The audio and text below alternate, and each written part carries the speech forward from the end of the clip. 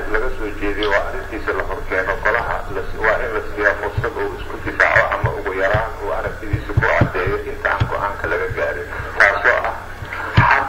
oo dabiici ah cadaalad ku dhisan oo sinaba aan loo garab mari karin waa xaq alla ku siyeen ahaan oo qof walba oo dow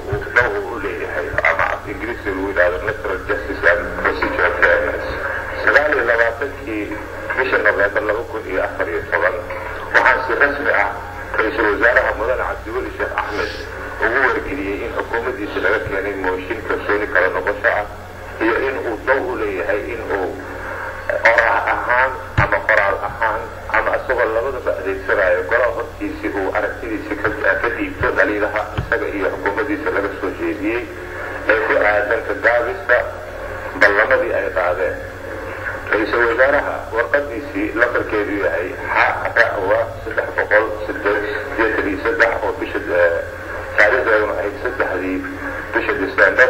wuxuu guddoonka ugu mahadceliyey fursadda uu siiyey hase yeeshee ka tanaasulay fursadaasi isagoo tixgelinaya